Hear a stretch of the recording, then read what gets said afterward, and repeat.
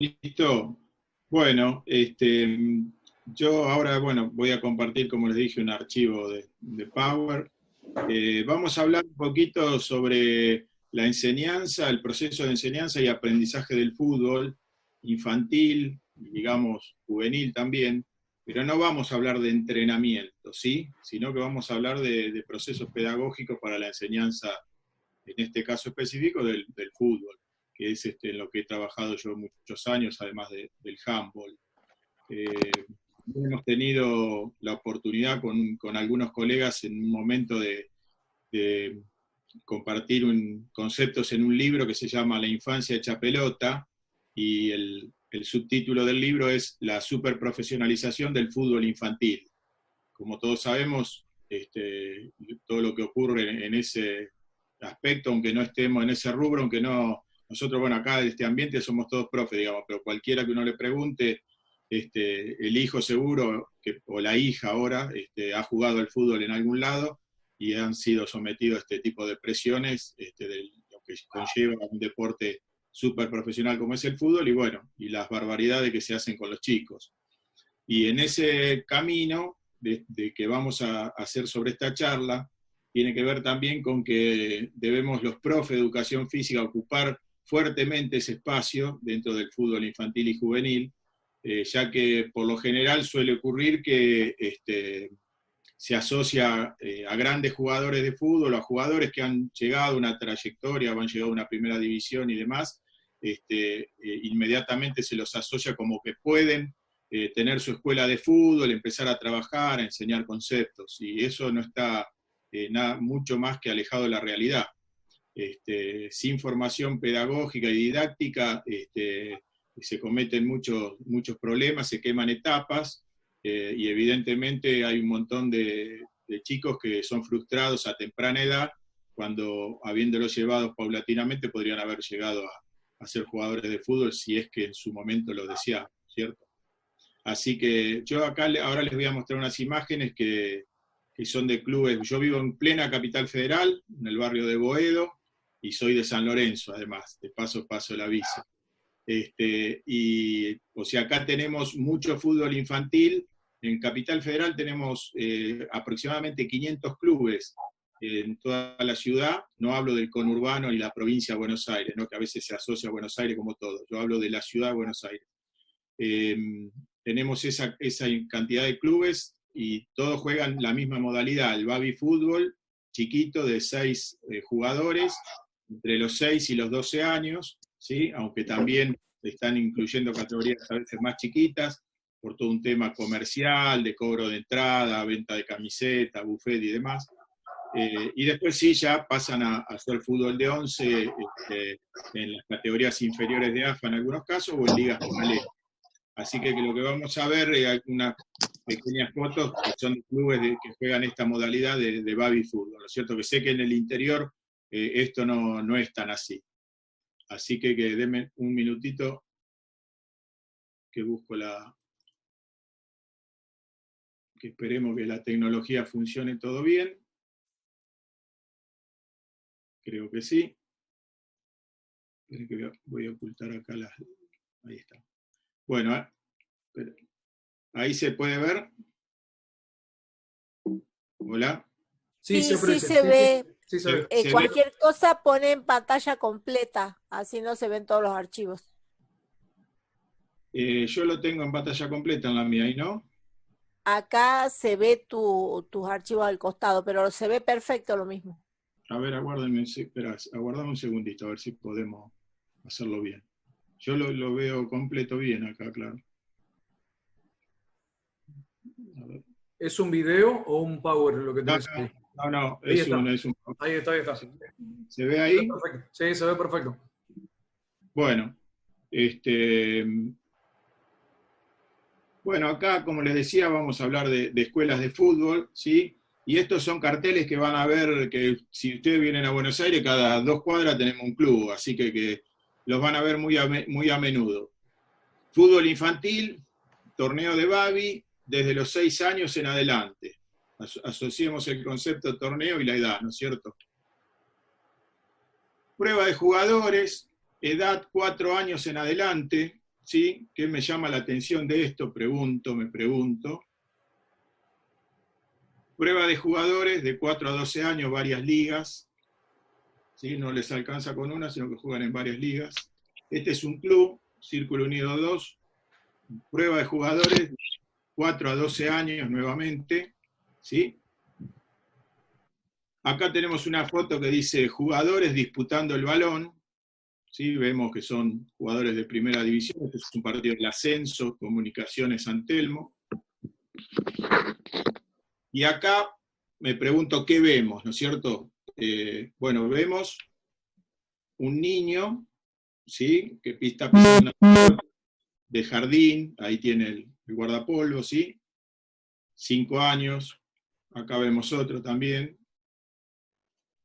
acá vemos otro niño. Entonces, ¿a dónde vamos con esto? Que no es lo mismo un jugador que un niño, ¿sí?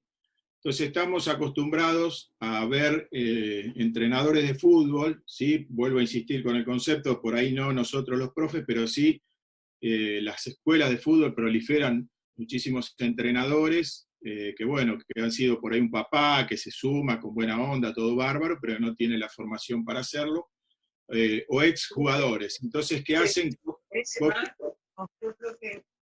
Copian un modelo de entrenamiento de una primera división para trasladarlo después a estas categorías, ¿no es cierto? Entonces, ¿es lo mismo un niño que un jugador? Bueno, claramente que no. Y en los carteles veíamos que se probaban jugadores de 4 años. O sea, fíjense el error total de concepto que tenemos y la falta de que ahí podamos estar los profes en esos clubes asesorando y acompañando, ¿no? ¿Por qué decimos esto? Porque evidentemente falta un proceso, como dijimos recién, de pedagógico y de didáctica en la enseñanza del fútbol. Yo ahora he dejado, pero trabajé dando didáctica y pedagogía del fútbol en una escuela de técnicos de fútbol, ¿sí? Oficial, que hay muchas en el país, y ahí es bastante complejo nivelar los conceptos para volcarlo a los alumnos, porque vienen profes, muchos profes que están haciendo el curso de técnico, vienen muchos jugadores consagrados que interiormente, nunca lo dicen, pero interiormente piensan, ¿qué me puede enseñar a mí, que estuve 25 años dentro de una cancha? Y después vienen muchos colaboradores de clubes así, como les digo, barriales, que por ahí no han tenido una gran formación y se suman al curso. Entonces, bueno, ahí hay que hacer todo un andamiaje de conceptos, que algunos son estos que tenemos acá, que para ustedes los tenemos claros, pero bueno, yo los tengo dentro de la charla porque cuando se suma gente que no es profe y demás, no viene mal recordarlos. Entonces, que hablamos que en una escuela de fútbol, por eso la llamamos escuela, hay un proceso educativo, es un proceso que es permanente, que transcurre durante toda la vida y que es necesario, que es individual y que es social. Entonces, la llamamos escuela de fútbol porque estamos educando y enseñando, no estamos entrenando. Este proceso es universal y la educación ocurre en el ser humano porque es inteligente y tiene capacidad de razonar. Dentro de la educación tenemos la pedagogía y la didáctica. La pedagogía es el objeto, el estudio es la educación y la didáctica es cómo enseñamos y aprendemos. Es una de las claves también que dan en la enseñanza de cualquier deporte. Por eso decimos, viene un jugador que ha practicado durante 25 años, pero que no tiene las herramientas para enseñar después y que el alumno pueda aprender. Tiene su expertise, su propia experiencia, pero le faltan todas estas otras herramientas que las vamos a ver un poquito ahora desarrolladas. Bueno, la pedagogía es una disciplina que organiza un proceso educativo en todos los aspectos, psicológicos, fisiológicos, físicos, intelectuales. Hoy nosotros tuvimos hace 15 días una charla sobre neurociencias, ¿sí? Y cuando yo estudié en el profesorado, esos conceptos no tenían el más mínimo conocimiento por parte nuestra. O sea, simplemente pensábamos que teníamos un cuerpo y que había que entrenarlo. Hoy entendemos que tenemos un niño que tiene una cabeza, un cerebro, y que todo lo que él haga con su cuerpo viene direccionado por una orden desde su cabeza, desde su cerebro. Entonces debemos entender ese proceso, en este caso de la pedagogía, a la persona en todo su concepto, intelectual, psicológico y físico, como les decía. Bueno, la pedagogía es poder transmitir nuestras experiencias, nuestros conocimientos, valores, recursos, con lo que tenemos, con la experiencia que traemos, con materiales, con estudios de laboratorios, con avances tecnológicos, ¿sí? Con el lenguaje hablado, escrito, corporal. Y la didáctica es el arte de saber explicar y enseñar con un mayor número de recursos, para que el niño entienda y aprenda, ¿sí? Yo cuando digo que un niño aprendió a cabecear, yo lo enseño, doy la clase, doy los conceptos, y cuando veo si aprendió o no. Bueno, veo que aprendió cuando pueda realizar esa práctica, esa técnica deportiva durante un juego, ¿sí? Entonces, bueno, de ahí este tema de tener claro lo que es la didáctica de la enseñanza. Y se explica para que el alumno entienda y se enseña para que el niño aprenda, ¿sí? Son dos conceptos claros también. Solemos ver que no hay buenas explicaciones en la enseñanza de los deportes infantiles, en este caso que nosotros hablamos del fútbol. Entonces hay que hacer mucho hincapié en eso, en poder explicar para que el alumno entienda, y después enseñarlo para que aprenda. Bueno, los contenidos, los objetivos del conocimiento es tener un método, que el que enseña y el que aprende haya una relación entre el profe y sus alumnos, ¿sí? Bueno, acá vamos a ver que son conceptos que los tenemos claros, los profes ahora los leemos y decimos, sí, claro, pero por ahí cuando nos sentamos a armar una clase no pensamos en todas estas cosas. Entonces, factores que actúan en la enseñanza, ¿sí? Son claves para que podamos enseñar. Hay factores fisiológicos, ¿sí? El estado del cuerpo del niño que aprende, ¿sí? Si vino con fiebre se le va a dificultar el aprendizaje, y si está con todas las pilas va a ser mucho más simple. El aspecto psicológico de ese niño, ¿sí? Estado de ánimo, la motivación que tiene, cómo viene, ¿sí? Los aspectos sociales, el entorno que lo rodea. En el fútbol suele ser un deporte donde acceden chicos de procedencia humilde en muchos casos, no siempre, pero suele ocurrir esto también, entonces que traen problemas sociales, y que bueno, que esos factores van a actuar en la enseñanza, ¿no es cierto?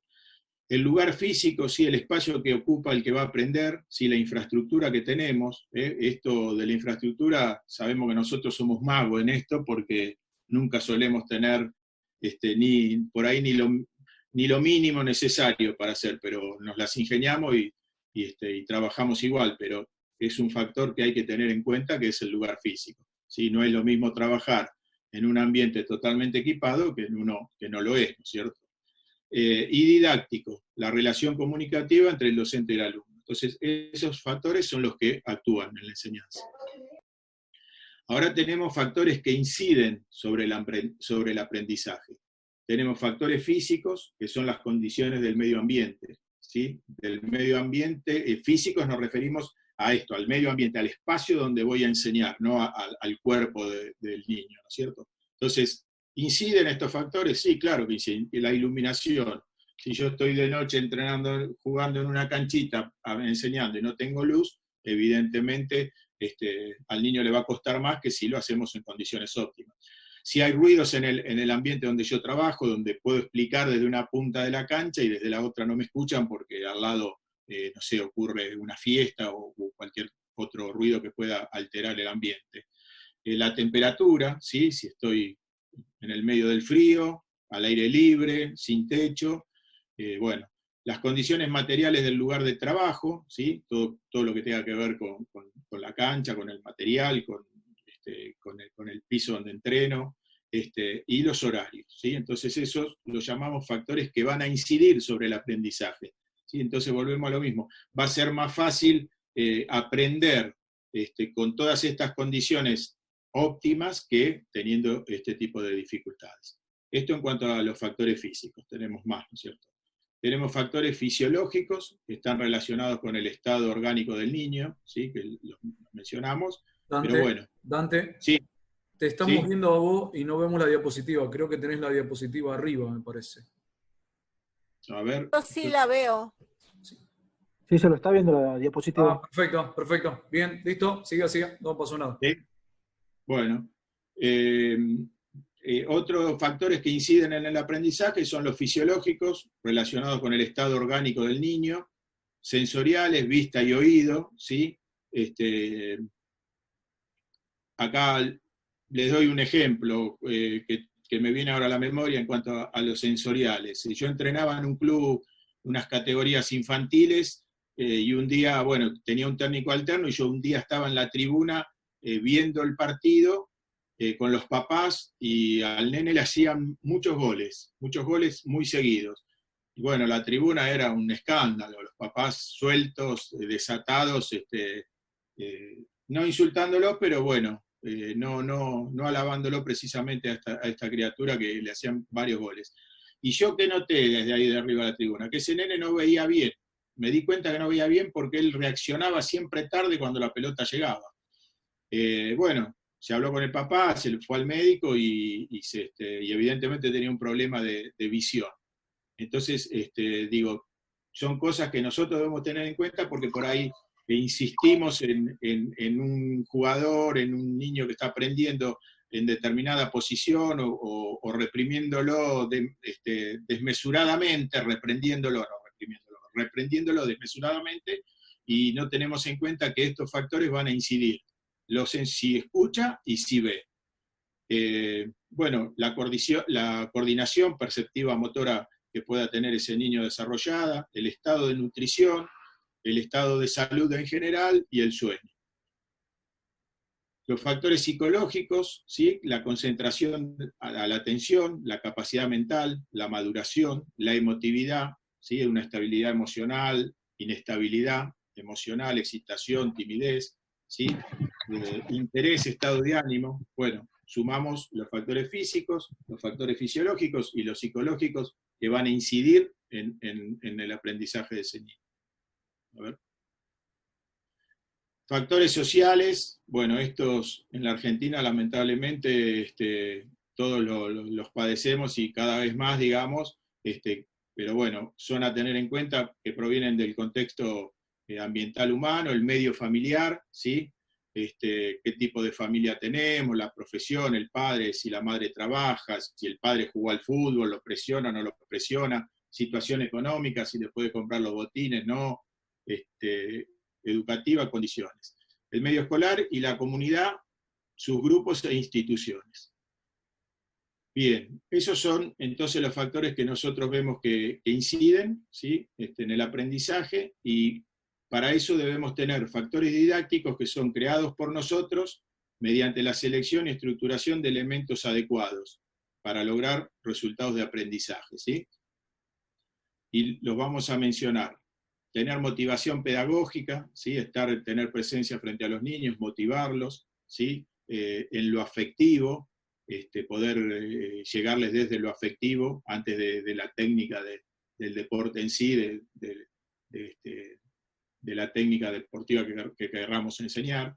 El aprestamiento, métodos y técnicas de estudio, duración y distribución de las clases, la práctica, ejercitación y aplicación de lo aprendido. Esto después vamos a ver en el segundo Power, un archivo que es muy interesante porque tenemos dividido todos los aspectos técnicos del deporte, enseñarlos y cómo en cada etapa verlos, cómo llegar en cada etapa del niño con esos conceptos, con esas técnicas y valores. Bueno, tener en cuenta esto, que tenemos tipo de educación sistemática, como es un plan de entrenamiento, un plan de enseñanza, un plan de aprendizaje, ¿sí? Que eso es lo que nosotros vamos a volcar en los entrenamientos, pero también que hay una educación asistemática, ¿sí? Que sin proponerlo ejerzo educación sobre los niños. ¿Y esto qué puede ser? Ver un video, llevarlos a ver un partido, ¿sí? Contarles una determinada situación de juego. Entonces, ahí estas cosas no ocurren todos los días, por eso son asistemáticas, pero que también logran que el niño aprenda viendo o leyendo de repente algo sobre su deporte. Bueno, insisto con el concepto que nosotros somos educadores, que debemos cuidar este espacio los profes, no regalárselos a entrenadores que por ahí no están formados para educar, sí están formados para la táctica y la estrategia del juego, sí, pero no para llevar a un niño desde temprana edad hasta que pueda lograr llegar, si es su deseo, a jugar en primera división o ser jugador de fútbol en adelante, ¿no es cierto? Bueno, el educador es todo aquel que posee educatividad, posibilidad de educar personas, circunstancias o objetos que en forma consciente e inconsciente tengan educatividad, puede ser considerado en sentido amplio un educador. Esto lo vamos viendo así medio rapidito, pero bueno, educadores primarios, secundarios y objetos circunstanciales o especiales. Los educadores primarios, los padres, acá mencionamos los curas porque este es por ahí un país donde está la iglesia muy desarrollada y el fútbol también se ha desarrollado en muchos lugares así, pero bueno, no nos referimos por ahí a la religión católica, sino a cualquier religión que instrumente el deporte como una parte de sus actividades, los maestros, ¿sí? Y las instituciones, la escuela, la familia, la iglesia, y los secundarios, ya los amigos, los vecinos, el club, ¿sí? Los consideramos educadores secundarios ahí. Tenemos objetos con fines pedagógicos, los libros, el material didáctico, ¿sí? Los videos, bueno, todo lo que nos pueda ocurrir, u otros objetos, como es la experiencia de vida, que los llamamos circunstanciales, ¿no es cierto? Bueno. Acá pusimos una frase que dice: el arte de dirigir consiste en saber cuándo hay que abandonar la batuta para no molestar a la orquesta. ¿A qué nos referimos con esto? Si uno se para al costado de una cancha del fútbol infantil entre los 6 y los 12 años, 13 años, vemos que el que dirige es demasiado protagonista para lo que los niños necesitan. Entonces lo vemos al costado de la cancha, gritando, estando encima del niño sin dejarlo pensar qué debe hacer, tirala acá, pasala, tirate al piso, pegale, pateá. Entonces esta frase que nosotros se la decimos a los muchachos que vienen a hacer el curso de técnicos, tiene que ver con eso, o sea, abandonar un poco la batuta cuando la orquesta empieza a moverse dentro de la cancha, porque para eso tuvimos la semana para trabajar y volcar los conceptos. Después dentro de la cancha tenemos que dejarlos que sean un poco libres. Y finalmente, para cerrar este archivo, acá tenemos estas 3 columnas, ¿sí? Que si englobáramos a las 3 en una sola persona, lograríamos tener el entrenador de categorías infantiles ideal. ¿Sí? ¿Por qué? Porque nos encontramos por ahí, es buena persona, sí, pero no sabe mucho del deporte. No, es un fenómeno como deportista, pero es mala persona, maltrata a los niños, a los rivales, a los padres, o es bárbaro, enseña, todo bien, pero no sabe mucho, es un profe bárbaro, pero no sabe del deporte, vamos a jugar y pierde siempre. Entonces, bueno, acá hacemos una serie de cualidades que consideramos que debe tener. Como persona, ser coherente, ser responsable, ser solidario, ser equilibrado mental y emocionalmente, porque trabajamos con niños, ¿sí? Este es un tema central en las etapas infantiles. ¿Qué es lo que pasa? Cualquiera accede a tomar estas categorías y entrenarlas, dirigirlas o enseñarles, ¿sí? Y como los niños son niños y ante un adulto no se rebelan, si esa persona no está mentalmente equilibrada y emocionalmente equilibrada, puede llegar a hacer barbaridades. Cosa que no ocurre con los adolescentes, porque los adolescentes ya tienen su rebeldía, entonces ya no hacen cualquier cosa que le diga el adulto que los tiene, mientras que los niños sí lo hacen. Entonces consideramos esencial este concepto, ¿no? Que tenga convicciones firmes, que sea pulcro, que se presente un entrenamiento como corresponde, ¿sí? Vemos entrenadores de fútbol infantil fumando en la cancha, tomando la cerveza en el buffet antes de empezar el partido. Bueno, como docente, ser observador, ser creativo, entendido en una psicología evolutiva, en psicología evolutiva, que los niños evolucionan, crecen, y que no es lo mismo a los 6 años que a los 8 o que a los 10, y por algo no puede saltar a una determinada edad y a otra determinada edad sí mejora y evoluciona. No es magia, es que ha habido un proceso evolutivo en ese niño, que sea imaginativo, ingenioso, hábil en la conducción de grupos, motivador y líder democrático. Como especialista le pedimos todo, que esté informado, que sea amante de las estadísticas y la investigación, que sea capaz de trabajar en equipo, abierto al perfeccionamiento, ¿sí? El perfeccionamiento, ¿cuándo termina? Y el último día que yo deje de entrenar. Si yo no me sigo formando, me quedo en el tiempo y el mundo evoluciona. Entonces, esa persona debe estar abierta permanentemente. Si no, aparece el concepto como, bueno, lo que yo le decía anteriormente, ¿qué me puede enseñar este muchacho a mí que jugué 20 años al fútbol, ¿cierto? Entonces hay que estar abierto. Conocer las reglas del juego, ¿sí? Y consejero de quien lo requiera. Y la segunda, una más tengo por acá, que sea tenaz como persona, confiable, paciente, poseedor de buen sentido del humor, poseedor de salud física, psíquica y mental, buen organizador como docente, ¿sí? El profe en una escuela de fútbol es central en cuanto a la organización, porque cae a un club y se encuentra con que tiene una subcomisión de papás que colaboran con buena onda, quieren llevar adelante las cosas, pero no tienen por ahí la capacidad organizativa, tienen los que son los dirigentes del club, que tienen otras prioridades, como es llevar adelante la institución y no la actividad. Entonces ahí es un tema central, tener como docente ser un buen organizador de toda esa movida que es el fútbol, que después implica participar en un torneo, pensar si tenemos un micro para ir a jugar, cómo se financia el micro, si compramos camisetas, si organizamos un buffet del fin de semana, si hay una fiesta a fin de año para la premiación. Bueno, toda esa tarea es central para que la deba hacer un profe. Avesado en metodología, respetuoso de las individualidades, ¿sí? No todos los chicos son iguales, entonces debemos ser respetuosos de eso. Animador del grupo, captador de voluntades. Como especialista, atento a los cambios de la profesión, conocedor de los aspectos legales, ¿sí? Esto, conocer los aspectos legales, hace unos años atrás era un aspecto por ahí no muy tenido en cuenta. Cualquier entrenador subía a los chicos al auto, los llevaba a jugar, se llevaba 5 o 6 arriba de un auto, no había ningún problema. Hoy día hay un montón de demandas que puedan ocurrir por mala praxis, por llevarlos sin tener la autorización y que el niño le haya ocurrido algo. Entonces debemos ser conocedores de todos esos aspectos legales para no caer en ningún problema que termine con la carrera nuestra que estamos llevando adelante, ¿no? Que sea actualizado, abierto, sostenedor y defensor de los principios y capaz de conciliar las doctrinas. ¿Está? Bueno, vuelvo a lo mismo, toda una serie de conceptos que si las encontráramos todos en una sola persona sería fantástico, no es difícil esto, pero bueno, tampoco es tan simple.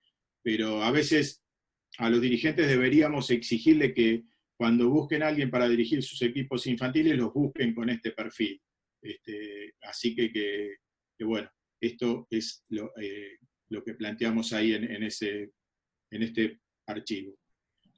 Antes, como decía José, si antes de pasar al otro, hablamos algo de esto o si no, seguimos con el otro. Dame un toque que la estoy buscando. Fernanda Izarduy. ¿Dónde la tengo? Acá arriba. ¿Qué tal? Ahí está. ¿Qué tal, Dante? Mucho gusto, soy Fernanda y Sí. te hago una consulta. Esta parte está muy bien vista, muy bien descrita. Creo que un profesor de educación física por ahí puede contar con todos esos detalles para hacer un buen DT, pero por ahí nos va de la mano de lo que es para un profesor de educación física el trabajo, y el trabajo por ahí necesita ser remunerado.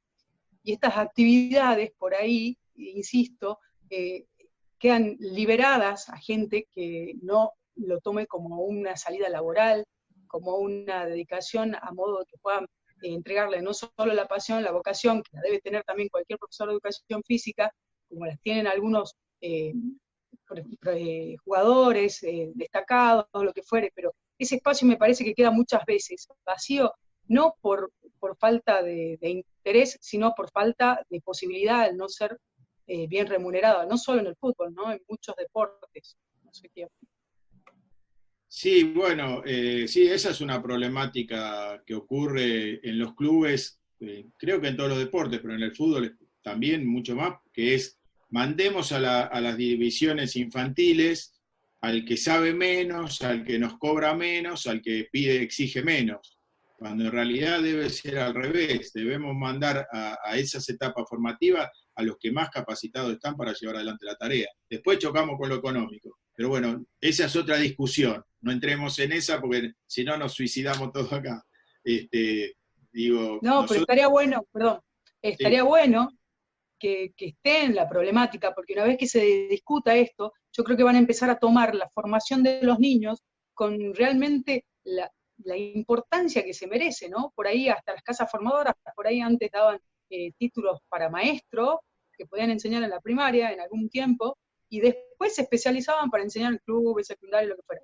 Yo digo que el tirar esto sobre el tapete abre también el campo como para que haya más conciencia de que esa división, de que esa etapa del niño es la más importante, debe ser a la que más se le entrega información, educación, profesionalismo y sobre todo de la mano de una buena remuneración. Me parece que no es un tema también para que lo tratemos ahora capaz que en esta formación, en este conversatorio, pero no es menor. Bien. Bueno, Bien. por ahí me preguntaban el nombre del libro, recién alguien preguntó ahí, el libro se llama La infancia hecha pelota, la superprofesionalización del fútbol infantil, y la tapa es una ruedita de un cobayo, un nene corriendo adentro de la ruedita con una pelota y dólares que caen de arriba del techo. Así que... Bien. Bueno. Claudia Coronel, ahí la habilito. Profe Claudia. Sí, hola, ¿qué tal? ¿Cómo están? Buenas tardes a todos. En realidad, la pregunta me la hacía Carlita Medina, que ellas tienen ¿se escucha, verdad? Sí, se escucha. Sí. Ellas tienen una escuelita de fútbol con el marido, son profesores de educación física, y de repente, bueno, trabajan en una cancha chica, o sea, una cancha de 5, pero cuando tienen que ir a competir, me dice, con otros clubes, otras escuelitas, lo hacen en canchas reglamentarias. Y me decía si había alguna reglamentación en cuanto a las medidas de cancha para las diferentes categorías, o se tiene que prever eso, o se tiene en cuenta, o lo hacen en forma consensuada en algunos lugares por el hecho de trabajar con chicos más chicos. Bueno, aunque parezca mentira, la AFA ha estado ausente, la AFA como entidad madre del fútbol, que es una entidad que tiene más de 100 años de fundada, ha estado ausente de todo este proceso de desarrollo del fútbol infantil, que no es tan antiguo, tampoco es tan reciente, pero podemos hablar de, no sé, 30, 40 años atrás, del fútbol infantil como lo conocemos ahora, entre los 6 y los 12 años. Entonces, antiguamente, ¿cómo era el fútbol? Novena división, en adelante, hasta tercera, primera división. Por lo tanto, la reglamentación del fútbol siempre ha estado de los 13 años en adelante en cancha de 11.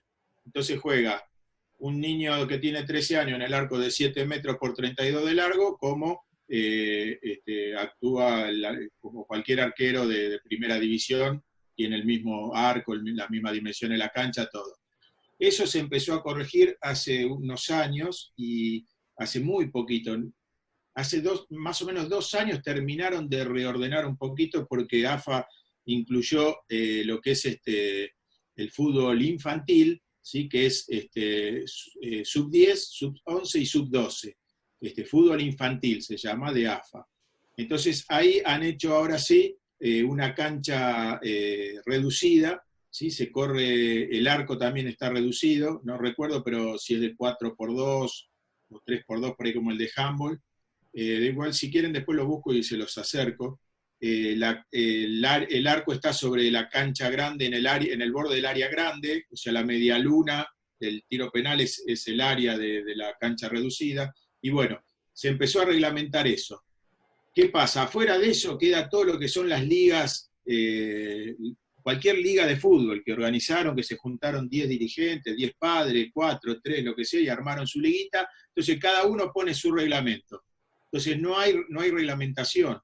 Yo, como les digo, acá se juega baby fútbol, 6 jugadores, 5 y el arquero. Ahora uno va a una cancha y se encuentra en una cancha que tiene 32 metros de largo, otra tiene 28, otra 25. No hay reglamentación. Lo único que se reglamenta es que jueguen de 6, que jueguen 2 tiempos de 20 minutos, que el saque lateral es con la mano, que el penal es sin carrera, pero no están reglamentadas. Entonces uno anda por el país y ve las más variadas canchas para jugar. Así Ahora, que y como todo eso está por afuera de AFA, no hay posibilidad de que se reglamente como una norma nacional. Pero nosotros... al ser el fútbol uno de los deportes más jugados, ¿de qué forma se podría acceder a esa reglamentación? Porque sale desde la escuela, porque en la escuela se juega, en los diferentes clubes, de diferentes edades.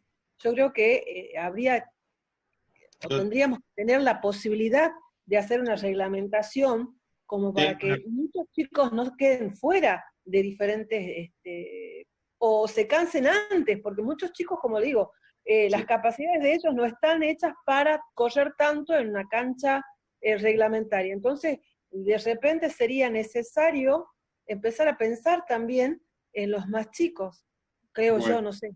Sí, yo te cuento, yo trabajé en un proyecto sobre ese tema específicamente, y nunca nadie lo tuvo en cuenta ni lo consideró, así que lo debo tener acá por la carpeta acá guardado. ¿Y por qué? Yo durante muchos años trabajé con la Comisión Nacional de Baby Fútbol de Uruguay, ¿sí? en los famosos cruzadas argentina-uruguaya que se llamaban, que consistían en que al finalizar el verano, las actividades deportivas, nosotros íbamos hacia Uruguay con nuestros niños, allá cada chico de Uruguay recibía uno nuestro en su casa, y compartíamos una semana de fútbol en enero. En el mes de febrero hacíamos la vuelta, ese niño nuestro que había sido recibido, recibía al mismo chico acá en su casa. Entonces el modelo uruguayo, que por eso lo conozco y por eso lo escribí como para poder hacerlo acá, este país es más grande, tiene más problemáticas, 24 jurisdicciones, 24 gobernadores, no sé cuántos intendentes, política en el medio, entonces es más complejo que en Uruguay. Pero ellos tienen armado un organismo estatal que es la Comisión Nacional de Baby Fútbol. Entonces, el fútbol, como yo les decía, el fútbol profesional y las inferiores está en la Asociación Uruguaya de Fútbol y está dentro del reglamento de fútbol, de FIFA, el que todos conocemos. Pero la Comisión Nacional de Baby Fútbol, que es un organismo del Estado y depende del Ministerio de Deporte, tiene un presidente, y ese presidente tiene a su vez un organismo donde están nucleadas todas las ligas que son independientes como puedan ser acá, como cualquier liga acá que se puede armar en Salta, una liga va, saca su personería, se inscribe y hace su torneo, no hay injerencia del Estado sobre la liga. Pero sí hay un control de estos aspectos reglamentarios, hay un control sobre los dirigentes, sobre los recursos, así que es muy interesante eso, ese modelo. Entonces a esta pregunta que vos hacés, yo creo que esa podría ser una solución, si no, no hay otro modo de, si el Estado no interviene, no hay otro modo, y a la AFA, les voy a decir, no les interesa este tema. Sí. Bueno, bien. La verdad que sería ideal, la verdad que, como vuelvo a repetir, al ser un deporte jugado por todos los chicos y sí. en definitiva debería haber una reglamentación. Pero bueno, sí, la verdad que llegar al consenso entre los diferentes docentes que practican este deporte para que los chicos no queden fuera, es lo ideal en este momento. Bien. Edith Gutiérrez.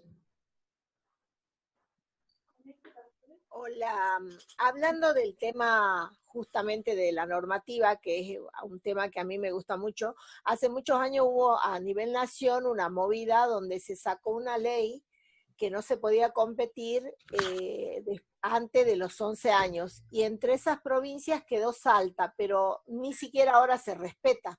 porque acá también tenemos muchas ligas en distintas jurisdicciones. En Capital hay una enorme que no sé cómo se llama, pero que juega en el Ejército, y los sábados uno ve la cantidad de chicos, es impresionante, y está realmente una reglamentación interna de ellos, y es muy competitiva por lo que me cuentan los padres. Creo que es más una cuestión política de ponerse a reglamentar todo lo que es la parte de inferiores e infantiles, porque realmente está muy al aire en cuanto a normativa. Bien.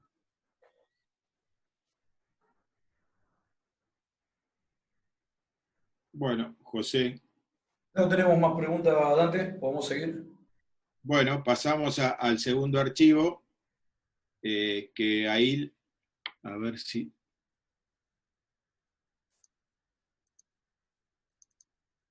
Esperen que lo busco.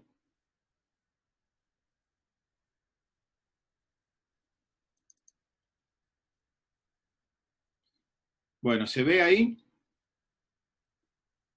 No. Yo lo tengo en mi pantalla, lo tengo bien. ¿Lo pueden ver ustedes? No, yo no veo solamente una línea. No, Se ve todo negro. Esperen, desde acá no se ve. aguárdenme un segundito que acá me está diciendo algo. La función compartir está en pausa. Traer su ventana compartida al frente. Aguárdenme un segundito.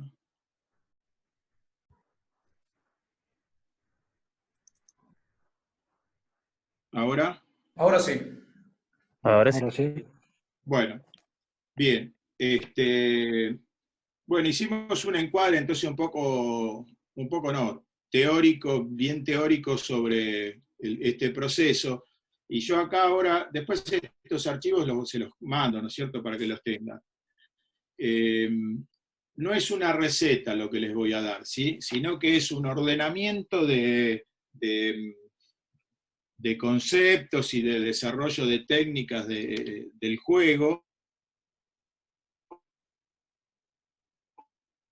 las edades, porque si no, siempre caemos en ese tema, bueno, a ver, qué golpe con el empeine, ¿a qué edad lo enseño? ¿A los 8, a los 10 o a los 4 si me trajeron un nenito 4 a la escuelita de fútbol? Y bueno, eso un poco la experiencia lo va a ir diciendo, entonces las edades tienen una cierta elasticidad. Obviamente, digo, no voy a empezar una escuela de fútbol a los 15 años a enseñar golpe con el empeine, porque si ya el chico llegó a los 15 sin saber eso, bueno, estoy hablando de otra cosa. Entonces, digo, lo de las edades, un poco la experiencia después de cada uno, es como poder manejarlo, ¿no es cierto?, todo esto. Pero este cuadro vamos a tener fundamentos, ¿sí?, donde tenemos iniciación básica y corrección elemental, ¿sí? Que esto es lo que yo le decía a veces, la prueba del millón es, bueno, ¿cuándo dejo de hacer este fundamento? O a veces los profes por ahí sin mucha experiencia acumulan muchas técnicas para una sola clase, entonces hacen dos cositas de uno, cambian, hacen... No, vamos a ver la técnica hasta que el niño la aprenda, y cuando la aprendió, como les dije, cuando yo vea que la puede llevar al terreno de juego, cuando la ejecuta en el terreno de juego, en situación de juego, ¿sí?, con compañeros que le reclaman la pelota, con un árbitro, con los papás que gritan del costado, con toda esa situación de juego, cuando ahí resuelve la situación es porque la aprendió. Entonces yo ahí digo, bueno, este concepto ahora ya lo inicié básicamente y lo corregí, ahora empiezo a desarrollarlo. Entonces tenemos iniciación básica primero y correcciones elementales, después tenemos desarrollo creciente, ajuste y corrección secundaria, y después tenemos fijación y precisión en la ejecución, ¿sí? Entonces, fíjense cómo vamos evolucionando con el mismo, con la misma técnica a enseñar. La inicio básicamente y la corrijo, después la desarrollo en forma creciente, ajusto esa técnica, finalmente hago la fijación y la precisión de la ejecución. A ver, denme un segundito que quiero agregar una cosita más. Un segundito.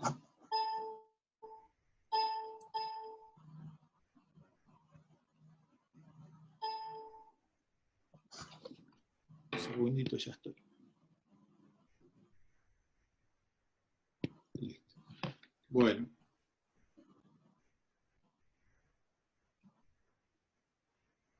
Además de todos los fundamentos técnicos del deporte, una cosa que nunca ocurre, ¿sí?, es la enseñanza de la parte reglamentaria, ¿sí?, y de la parte táctica empezamos a enseñarla ya en etapas superiores, cuando nosotros creemos que todo esto debe ir acompañando el proceso de aprendizaje del niño, ¿sí? O sea, el chico juega y no sabe el reglamento, y a veces saber el reglamento implica sacarle ventaja al rival en un juego, entonces debemos enseñarlo. ¿Cómo evolucionamos en esta parte? Conocimiento teórico y práctico, aplicación básica. Segundo aspecto, desarrollo del conocimiento y corrección en la aplicación, conocimiento afirmado y aplicación total, y finalmente continuar igual que en las etapas anteriores. Ahora vamos a ir a este cuadro. Esperen que lo quiero correr de acá. Ahí está. Miren, vamos a ir a este cuadro.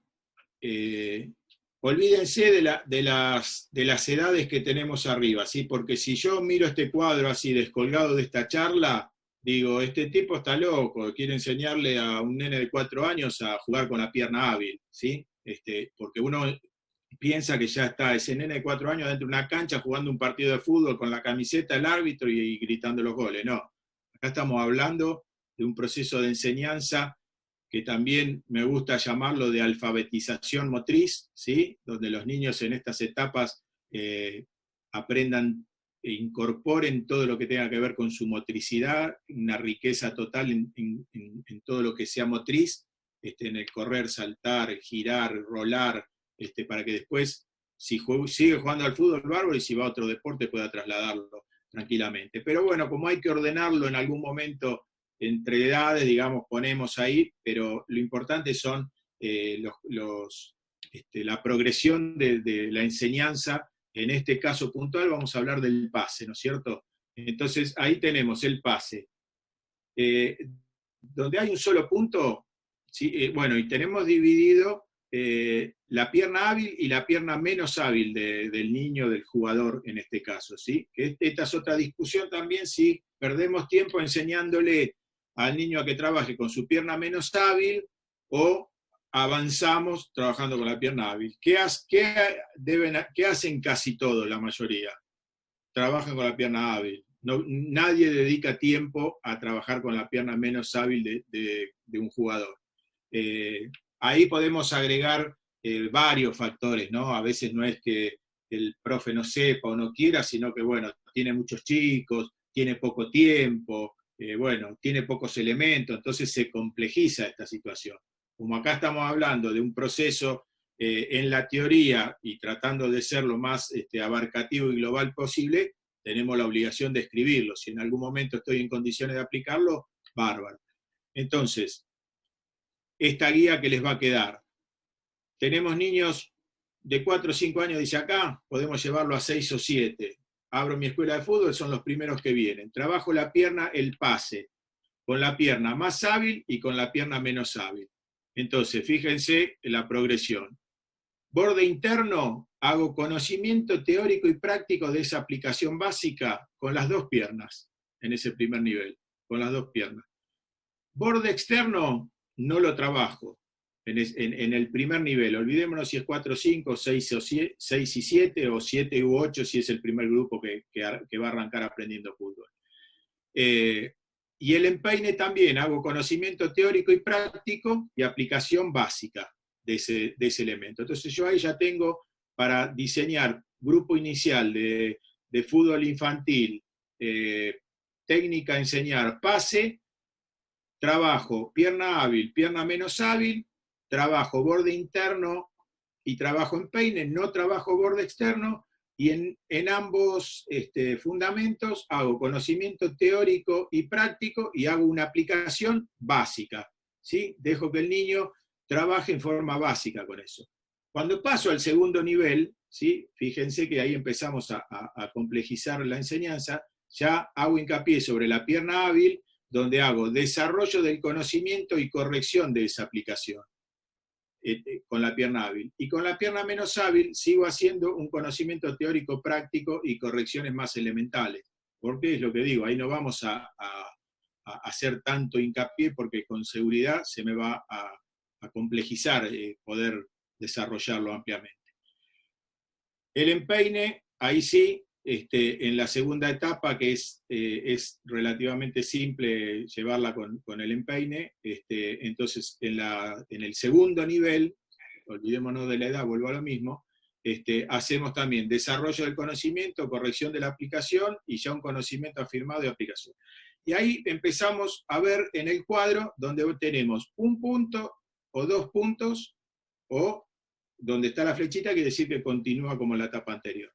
Y el tercer punto, que es ya cuando alcanzó el desarrollo de ese fundamento, ya lo aprendió, lo aplica en la cancha, entonces yo ahí ya sé que lo domina, entonces en las etapas siguientes lo único que hago es continuar con eso sin necesidad de volver a hacer hincapié sobre ejercicios para ese fundamento. Pero bueno, ahí lo tienen en todas las edades y fíjense, por ejemplo, borde externo, nosotros lo empezamos a trabajar en el tercer nivel, digamos, acá dice entre los 7 u 8 años, y arrancara a los 4 o 5 el chico, pero vuelvo a lo mismo, al tercer nivel. Entonces, cuando yo arranco trabajando con borde externo, ya el niño domina ampliamente la posibilidad del borde interno con pierna hábil y trabaja con el borde interno sin dominarlo ampliamente con la pierna menos hábil.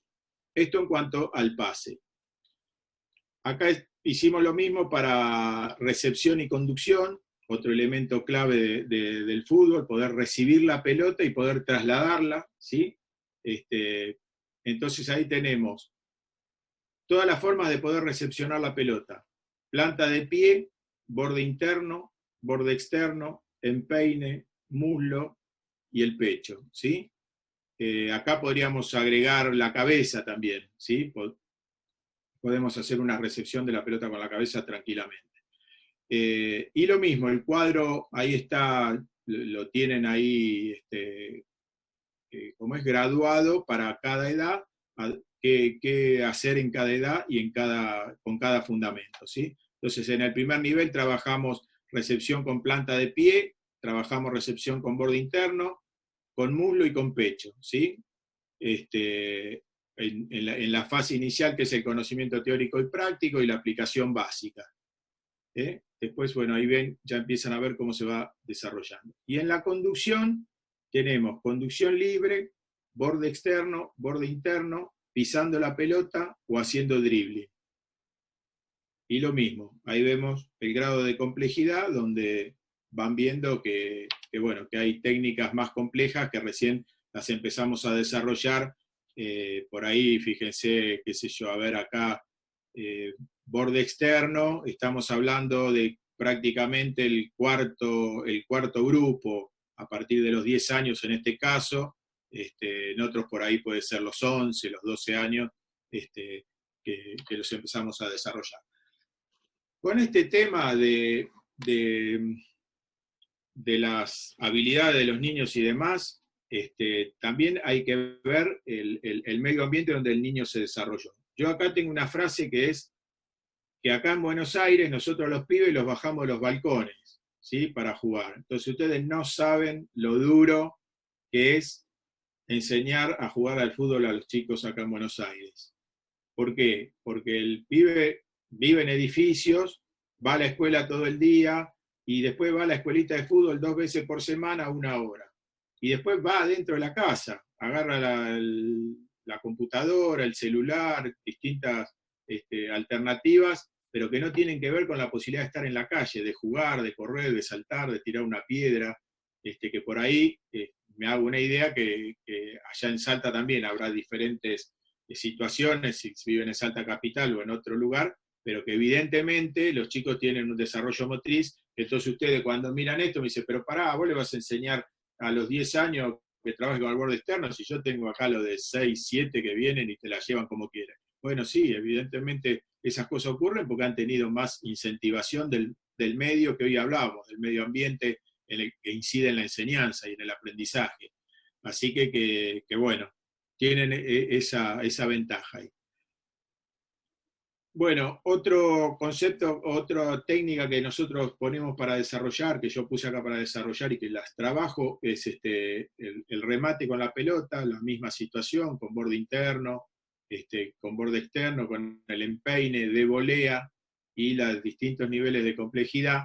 Y otro concepto que yo tengo mis serias dudas que en algún club de fútbol lo enseñen, que es a cabecear. Yo me canso de ir a clubes, nunca veo una clase enseñándolo a cabecear a los chicos. O sea, uno ve, tampoco no es que, pero en general, en líneas generales, es una técnica que no se enseña a cabecear. Y bueno, y es sumamente importante que el niño en el caso del fútbol aprenda a cabecear no solo para una actitud ofensiva, sino también defensiva, porque cuando nosotros nos tiran un tiro libre, un córner, un lateral que va al área y demás, bueno, un recurso es poder cabecear para sacar la pelota. Entonces, bueno, también ahí lo tenemos como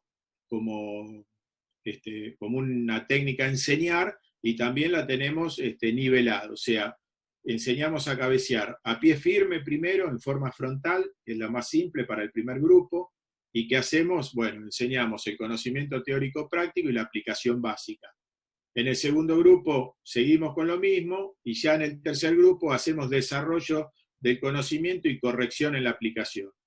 Y bueno, y así hasta que domine la técnica. A pie frontal, a pie firme, trabajando con el parietal, con salto frontal y con salto parietal, ¿sí? O sea, son todas las variantes que podemos tener. Y después, ya con chicos más grandes, en el último nivel de 12, 13 años, que bueno, ya, como decimos, estos chicos después ya pueden saltar a una 9ª división, trabajamos esta misma técnica en situación de juego, que puede ser, como digo, ofensivamente o para los jugadores de defensa, porque esto también siempre se trabaja el cabecear en forma ofensiva y se entrena a los jugadores que están de delanteros para cabecear, no para los que están en la defensa. Y bueno, y ahora vamos a ver un aspecto de las técnicas complementarias, que también estas son virtuosismo, y por ahí cuando las vemos, o los periodistas dicen, hizo un golazo de chilena, de palomita, y se asombran, porque son cosas no habituales en el juego. Sin embargo, yo estoy convencido que si nosotros las trabajáramos desde temprana edad, los jugadores las harían con más naturalidad durante el juego, cuando juegan en juvenil o en una primera división. Entonces acá tenemos técnicas complementarias a entrenar, a enseñar. Utilización del cuerpo, ¿sí? Cómo utilizar el cuerpo en defensa, en ataque, soy delantero, si tengo que meterme a cabecear en un área, al contrario, si tengo que defender yo en un área de uno que me viene a cabecear. La palomita, la chilena, el taco, levantar la pelota, dominarla con los pies en distintas situaciones, y técnicas individuales por puesto.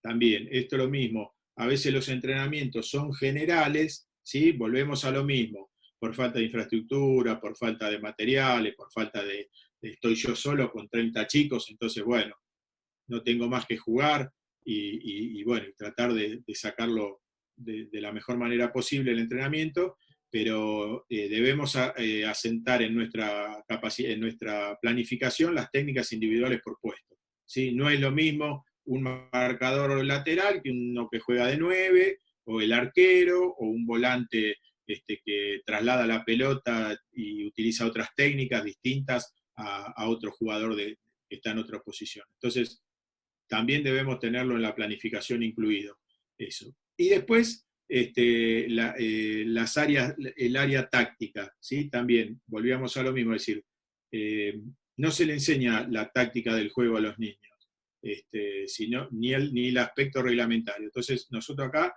lo ponemos.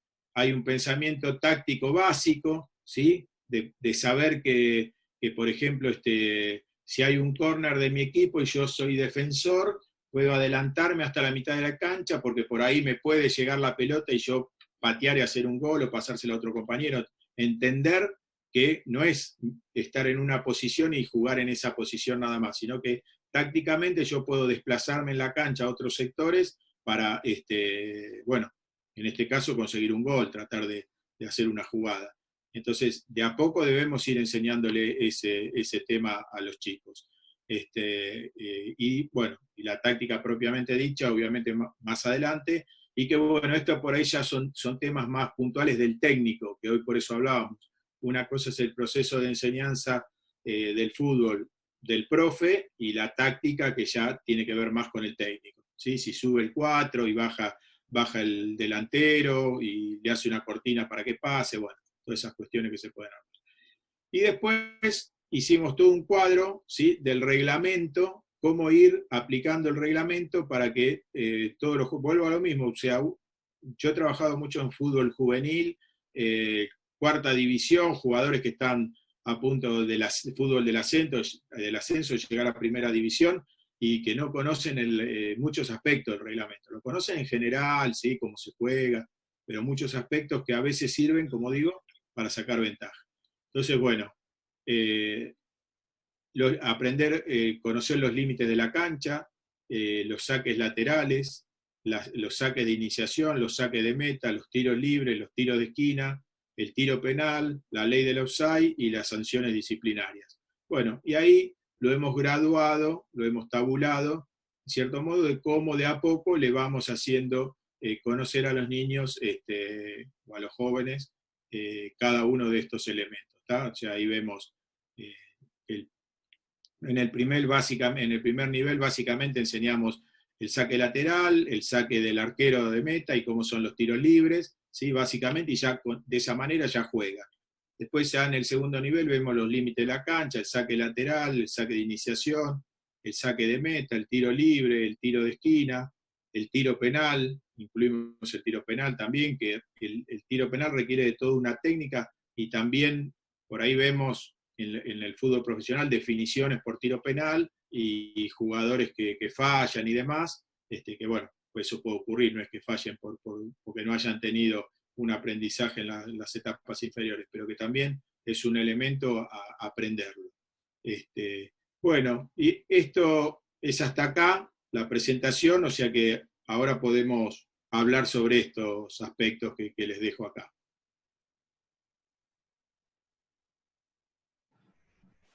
Bueno, Dante, profes, levanten la mano los que quieran realizar alguna pregunta. Dante, te voy arrancando yo, hasta que no hay ninguno todavía. Dale. Voy arrancando yo. Dos cosas.